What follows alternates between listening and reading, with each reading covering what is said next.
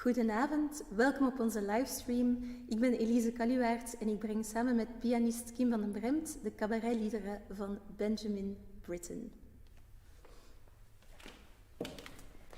Maar vooraleer dat we met de muziek starten, kunnen we even luisteren naar een gesprek dat we hadden begin deze week met Lucy Walker vanuit de Red House in Aldeburgh. En daar woonde en werkte Benjamin Britten. En vanuit de werkkamer waar hij de cabaretliederen schreef, hebben we een interview over het leven en werk van Benjamin Britten. Veel luisterplezier. Hi Lucy. Hi. Thank you so much for being with us. Absolute pleasure. Would you like to tell us a bit about your job and where you are right now? For sure, yes. So I'm head of public engagement at Britten Pears Arts. So my job is basically kind of what I'm doing now, which is talking to an audience of any kind about Britain. And as often as possible, and oddly enough, COVID has made it possible to do this more, is to talk from the spaces and allow other people to see the actual physical spaces that Britten lived and worked in. And I'm speaking from his studio, his composition studio, as part of his house in Aldborough in Suffolk. So it was a studio built slightly away from the house where he could compose in peace and quiet with lovely views over what was then unspoilt countryside. And it was just a very quiet space. So you can't see very much of it now. Shall I just spin around? Show it, please. So that's the kind of table where he kept scores and things. That's his desk there, overlooking this beautiful window that opens right out. So he had a sort of uninterrupted view. So it's an upstairs room in a kind of, what was, when the building was originally a farm, was where they kept hay. So it's got this lovely sloping ceiling and that kind of rural feel. And it's a beautiful, bright room. And he was very particular about the spaces that he liked to compose in. So and this was perfect for him. Britten wrote all his pieces. This is where he wrote, yeah. So from 1957, he composed Midsummer Night's Dream here, and the War Requiem, and Nocturne, the beautiful song cycle. Lots of pieces with night in the title, in fact. So Notturno, a piano piece, and Nocturnal for guitar, as well as Midsummer Night's Dream and Nocturne. So there was something about the really dark nights in this town and in this part of the town that made. Did he work then at night? Was he writing at night also? No, he wasn't. Interestingly, his routine was get up early, work, quite often have a cold dip. He had an outdoor swimming pool here. He used to live near the sea, but here he jumped in this freezing cold water. Wow. And then would work in the mornings, go for a walk in the afternoons, so along the seafront, and have a kind of thinking walk, come back right in the afternoons, and then he was done by dinner time and would eat and go to bed. So he wasn't a night composer, but he composed a lot about night. And if he would compose like every day rigorously? Yes. Yeah. I think almost every day of his life, from the age of about 5, I think he composed. There was one holiday that we know of where he went on holiday with Peter Pears and didn't work. And that's literally one. But he was also a pianist, no? Yes. So he was also on stage, and I know he played with Richter, with Rostropovich. So I guess there was also rehearsal time for him to prepare all these recitals. Yeah, and sometimes when you think about how much he did, you don't really understand. I don't really understand how he managed to do it, because you're right, he was composing, he was rehearsing, he was running a festival every year, so he was in charge of that. They were going on international tours. He was also often asked to speak, give public talks, and write things for those, and record. So he was a very busy recording artist as well. So yeah, it was a hectic and completely musical life, but amazing, really, how much he fit in. Wonderful. So let's speak about the cabaret songs. Yes. As we are about to perform them here in Bruges. What can you tell us about them? Well, they were composed over a period of a few years in the late 1930s. And so the set that's been published, which, are you doing all of them? You're doing all four of them? Four of them. Yeah. Yeah. So the Funeral Blues, Calypso, Johnny, and Tell Me the Truth About Love were all composed over a period for this singer, Hedley Anderson, who was an actress and a singer, and she had experience in singing lighter music as well as classical music. And she was someone who was involved in the group theatre, which Britten used to write music for these plays in the 30s. He and W.H. Auden worked in this theatre. And Funeral Blues was originally a choral piece that came from this show called The Ascent of F6. Really? And then it was later turned into a solo song. And Hedley Anderson had been part of that crowd. And Britten had got to know her and really liked her performing style. And it was written in these four songs are, and one or two others in his repertoire, but not much, are the only ones where he really experiments with this kind of jazz blues element. It wasn't something that he carried on at all, which is a shame. But after kind of the early 40s, he didn't really write anymore in that vein anymore. Right. So, and these were all settings of texts by W.H. Auden, and they were working together a lot. There are so many songs from that period. Auden would just, I think the rumor is that he would write a poem, hand it to Britten, and Britten would go away and write the song. You know, so it was this like production line of incredible text and then Britten's settings. And they're really interesting in his repertoire because they're kind of called cabaret songs, but at least you'll know that they are not easy to perform. they're virtuosic, and need a big range, don't they? Exactly, and which is also, it's quite surprising that he has written it for a singing actress rather than a singer, because they are technically quite demanding, I would say. Yes, well, I think she was probably clearly able to do both, and had training as well, but she was this very flamboyant personality, and I think that he enjoyed at that time to write for her voice. Yeah. It's also written in the 30s, but is it the same period that Kurt Weill also wrote in Berlin? And did he knew about these compositions of other composers written cabaret with these influences of jazz or other styles? I think he will have known about them, and certainly perhaps through his friendship with Christopher Isherwood, who was absolutely part of that set as well and had a lot of experience in that from Berlin in particular. But it wasn't something, to be fair, I think Britten was kind of trying it on as a costume. I don't think he was really embedded in that culture, and I think that's why he didn't continue it afterwards. So they're very clever songs that are kind of adopting that guise, but I don't think he was really steeped in cabaret, and it wasn't something that he pursued later on, unlike someone like Stravinsky, who I think really worked at jazz and sort of went through a whole phase of working in it in a more thoroughgoing way. Yes. I would say. Yes. Isn't it funny to have these songs reflect a completely different part of Britten's personality? If you compare them to the operas, for example, they are incredibly light. Yeah, they are, and I think people are really surprised sometimes when they hear them, and it's sometimes we use them slightly to sort of say, oh, you know, because people say, oh, I hate Britten, it's too difficult, it's too dark, it's you know, I think, have you heard these? And we, you know, and it's I love that, the playful side of it. Yeah. So he's written, well, 4 of them are published, but that's not all the songs he's written. Is that right? That's right. There are 2 that are missing, which is tantalizing because they may still turn up, I suppose, one day. One's called Give Up Love, and one's called I'm a Jam Tart. And they're both... I'd love to see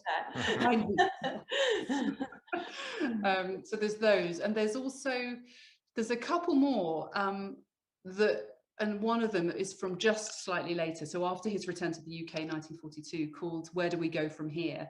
Which has been recorded and is from a radio broadcast. And it sounds like, if you're familiar with Shirley Bassey, it sounds like something she might sing. It's a real big number with a band, and it's really fun.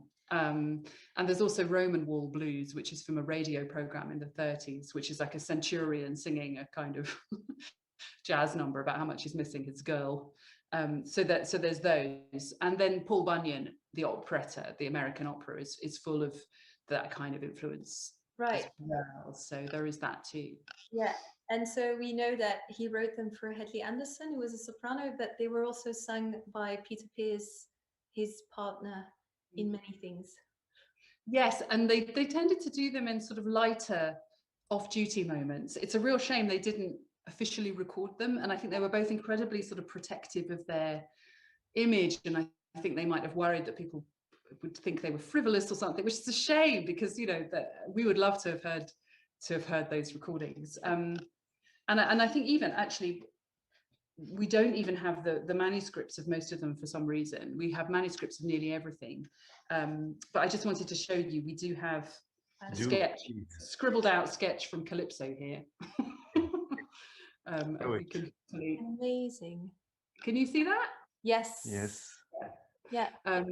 Wonderful. So this is a page from it, and we've got one other page as well. So Britten normally did write straight into score without many corrections, so he was obviously having a bit of trouble with this one. The other one actually shows more or less the same, but we've also got the text of Johnny in W.H. Auden's handwriting as well. Oh, that's amazing.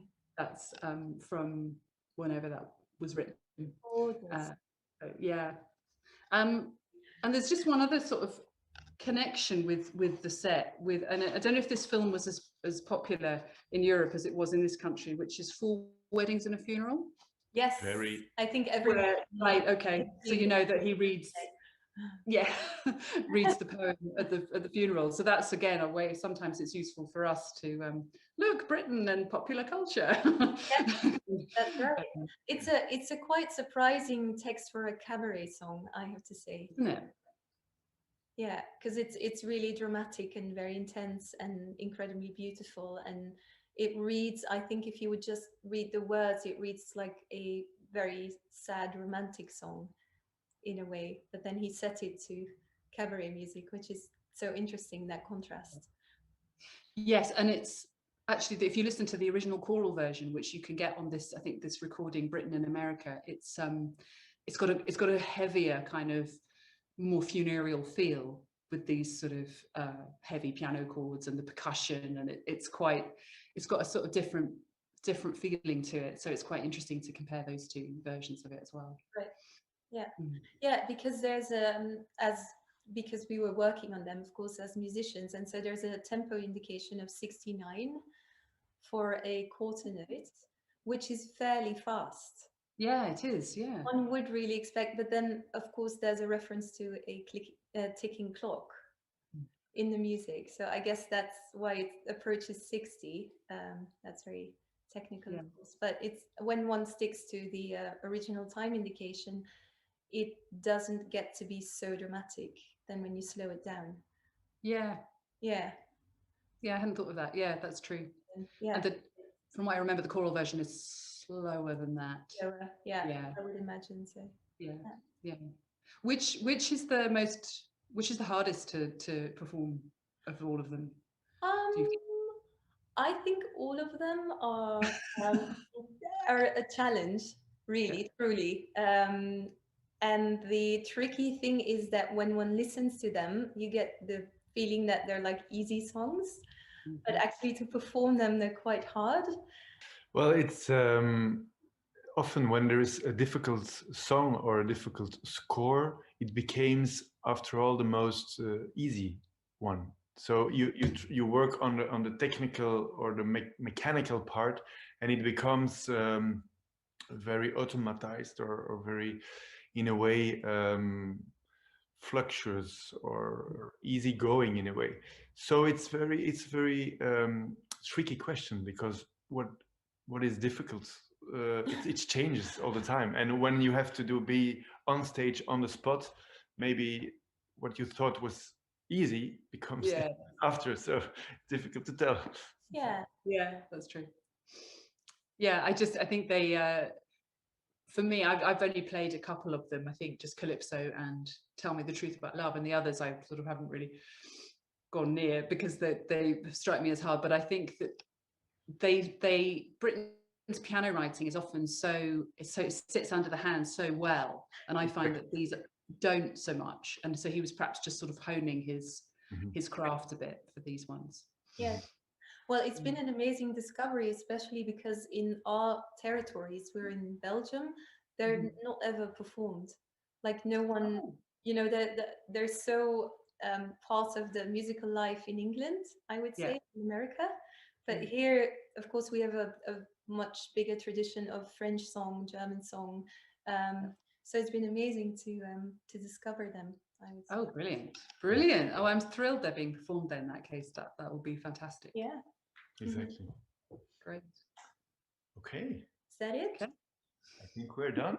Okay. Well, thank you so much, Lucy. It's been Pleasure. amazing. Yeah, great. Good luck with the concerts. They sound wonderful. Thank you. Thanks a lot.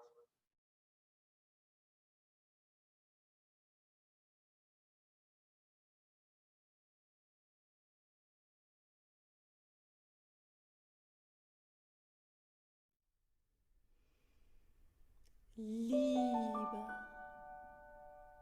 l'amour, amor, amoris.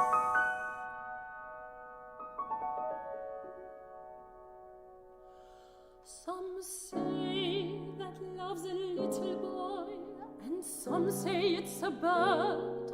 Some say it makes the world go round, and some say that's absurd. But when I asked the man next door who looked as if he knew, his wife was very cross indeed, and said it wouldn't do.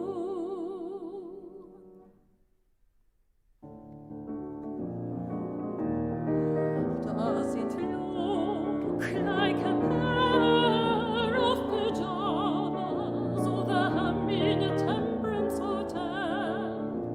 Or tell me the truth about love? Does its odor remind one of llamas? Or has it a comforting smell? Or tell me the truth about love? Is it prickly to touch like a hedges, or soft as iodine fluff? Is it sharp or quite smooth at the edges? Or tell me the truth about love? Or tell me the truth about love? I looked inside the summer house, it wasn't ever there.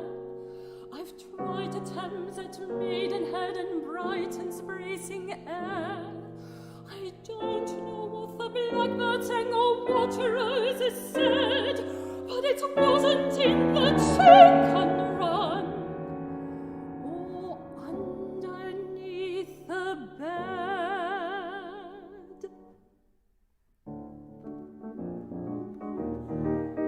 Can it pull extraordinary faces? Is it usually sick on a swing? Or tell me the truth about love? Does it spend all its time at the races, or fiddling with pieces of string? Or tell me the truth about love? Has its views of its own about money? Does it think patriotism's enough? Or is stories quite vulgar but funny? Or tell me the truth about love? Or tell me the truth about love?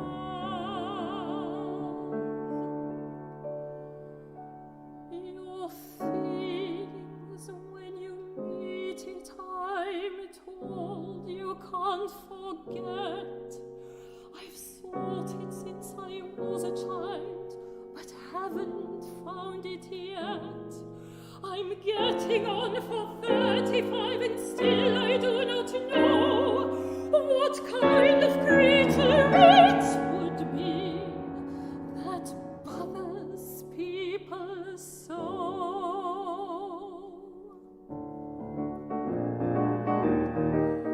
When it comes, will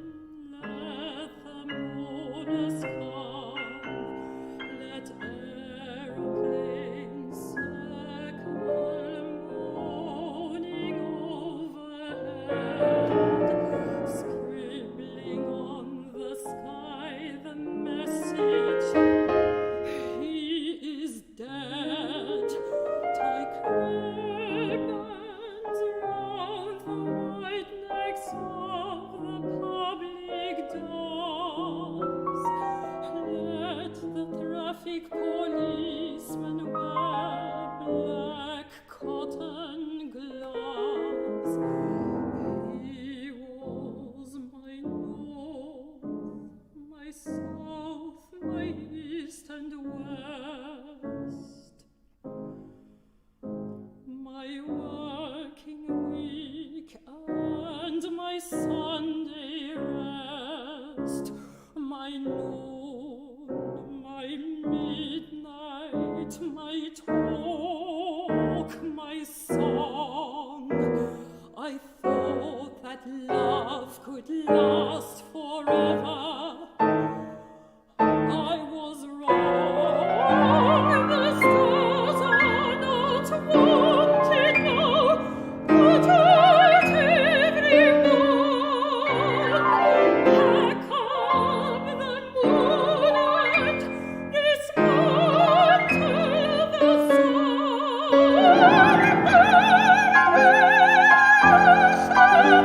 And swim up the woods, for nothing now can ever come to any good.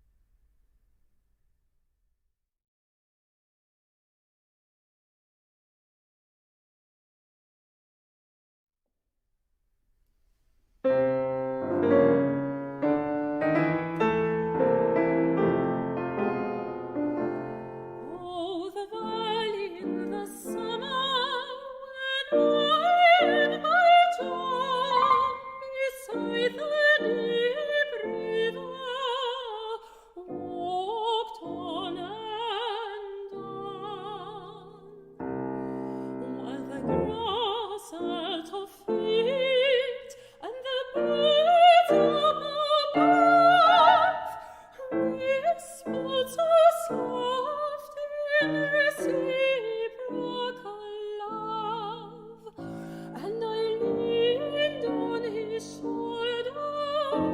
Oh, Juliet's play, but he frowned like thunder, and he went away.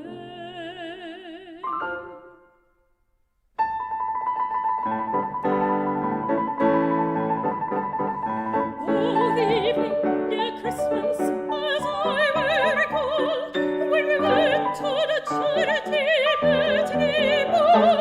The floor was so smooth and the band was so loud, and Johnny so handsome, I felt so proud. Squeeze me tighter, dear Johnny, let's dance till the day. But he frowned like thunder and went away. Shall I ever forget at a grand opera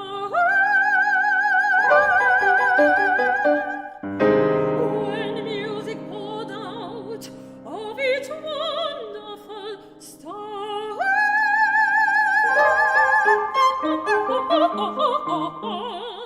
Diamonds and pearls hung like ivy drawn over each gold and silver gown.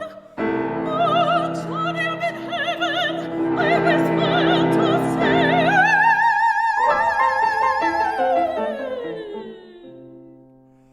but he frowned like thunder and went away.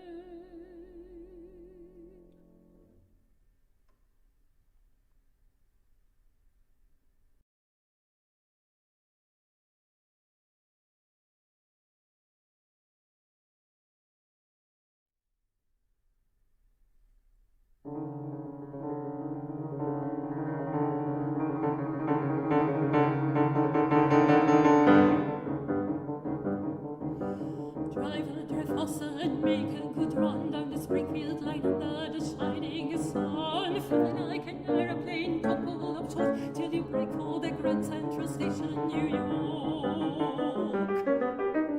For there in the middle of that waiting hall should be standing the one that I'd love to look on. If he's not there to meet me when I get to town, I'll stand on the pavement with his rolling down. Driver, drive faster, for he is the one that I'd love to look on. The acme of kindness and perfection. He presses my hand and he says he loves me, which I find an admirable peculiarity. Driver, drive faster, driver, drive faster, drive faster. The walls are bright green, on both sides of the line. The trees have their loves, though they're different from mine. And a poor old banker in the slum on a car has no one to love him except his cigar. Driver, drive faster, drive faster, drive faster, drive faster, faster, faster, faster, faster. If I were the head of the church or the state, I'd put on my nose and just say them to wait. Drive faster, faster, faster, faster, faster, faster, faster, faster, faster.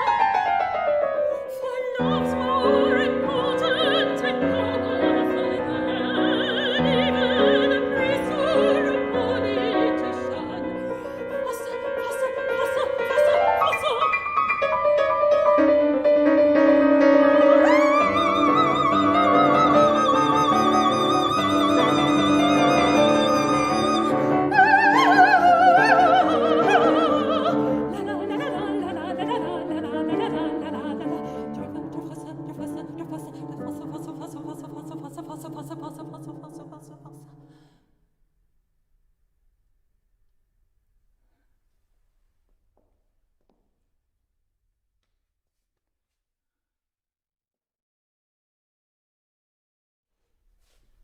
Er rest mij nog een aantal mensen te bedanken, waaronder jullie, beste publiek, maar ook Yannick Willox, die instond voor klank en geluid en beeld.